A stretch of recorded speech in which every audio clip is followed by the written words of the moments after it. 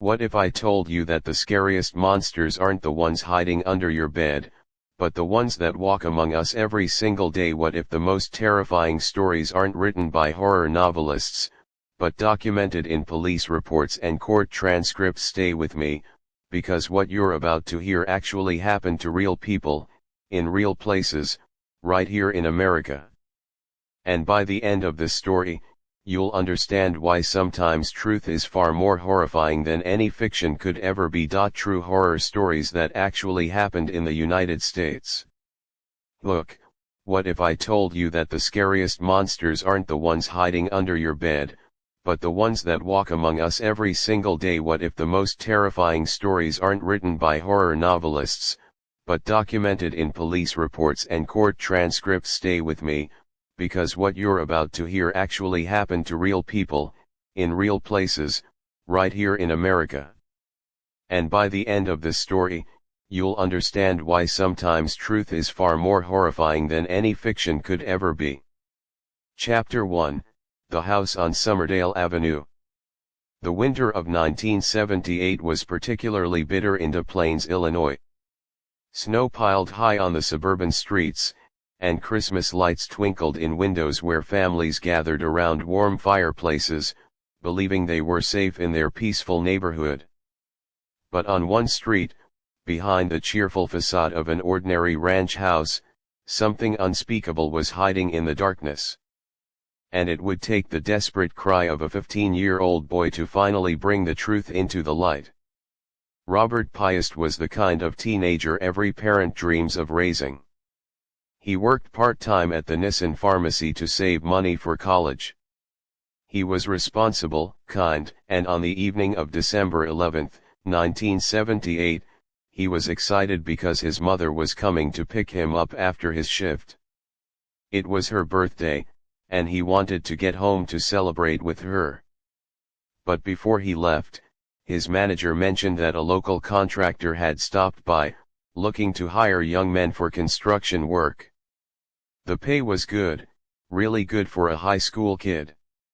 Robert told his mother he'd be right out, he just needed to talk to this man for a few minutes about a potential job. Kim Piest waited in the parking lot. 5 minutes passed. Then 10. Then 20. Her son, her punctual, reliable son, wasn't coming out. She went inside, her heart beginning to race with that peculiar mother's intuition that something was wrong. The store was closing, the lights being turned off one by one. Robert was gone. The contractor was gone. And in that moment, Kim Piest's world shattered into a million pieces. She called the police immediately. Some parents might have waited, thinking their teenager had just gone off with friends. But Kim knew her son. She knew this wasn't right, and her insistence, her absolute refusal to be dismissed, would ultimately save countless future victims and expose one of the most horrifying serial killers in American history. The contractor's name was John Wayne Gacy. To his neighbors, he was a pillar of the community.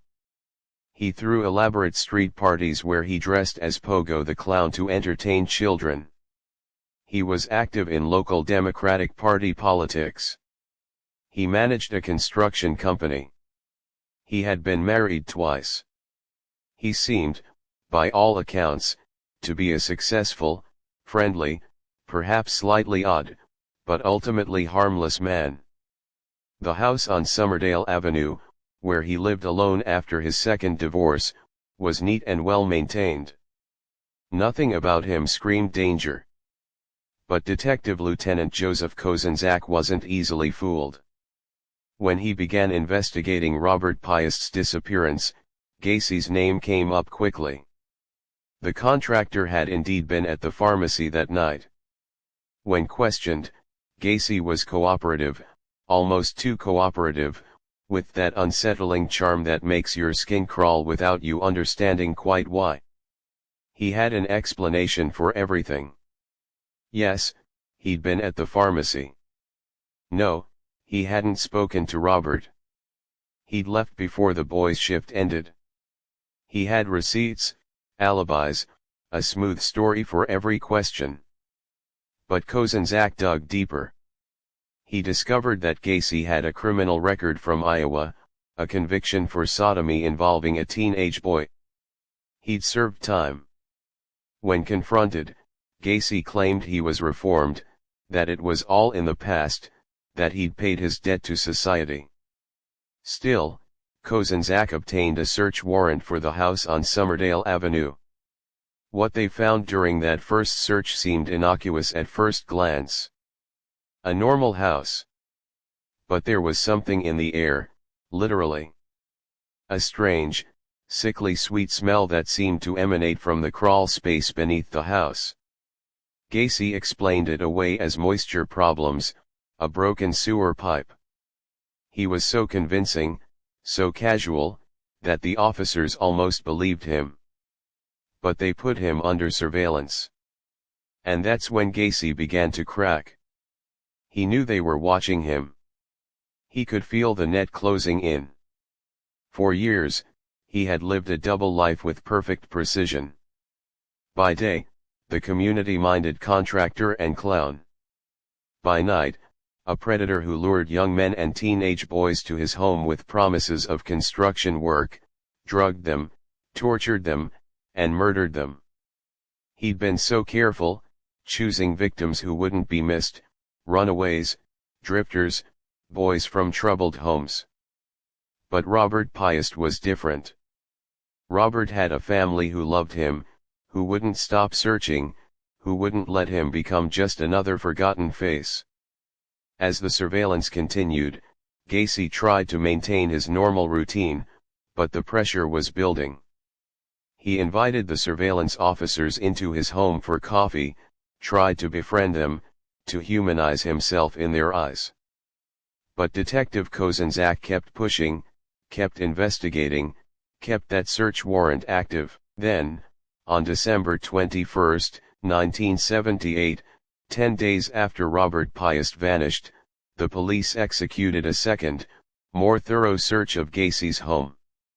This time, they insisted on examining the crawl space beneath the house. Gacy resisted, but he had no legal grounds to refuse. Officers descended into the dark, cramped space beneath the floorboards, flashlights cutting through the darkness. What they found there would haunt them for the rest of their lives. The smell was overwhelming now, unmistakable. As they dug through the dirt, they found human remains. Then more.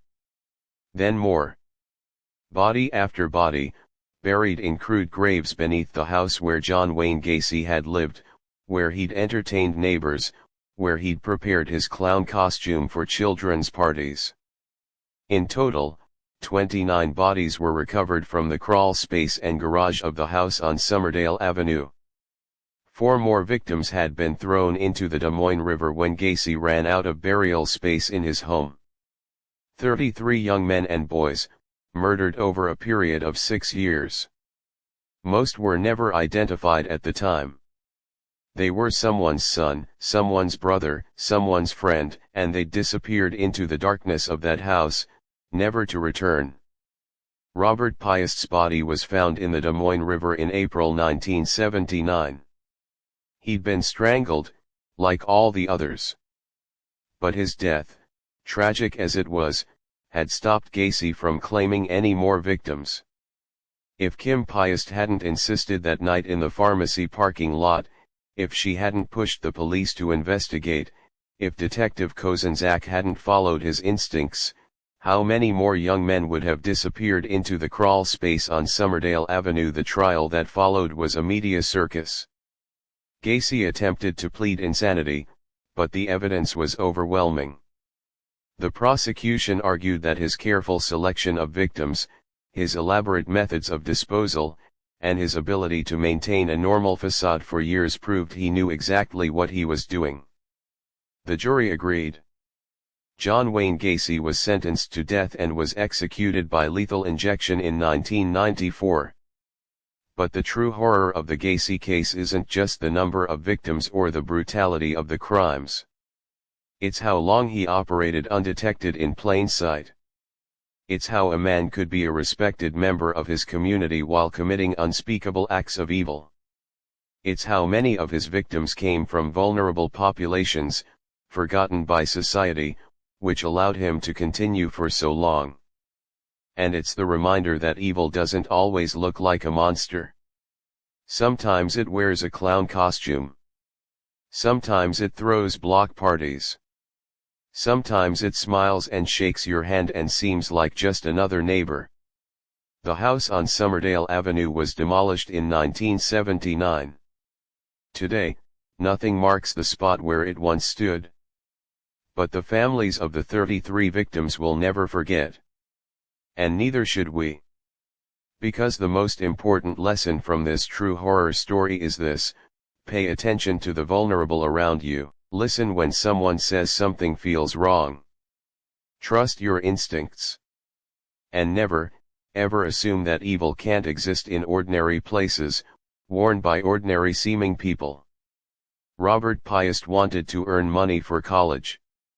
He had dreams, plans, a future that should have stretched out before him like an open road.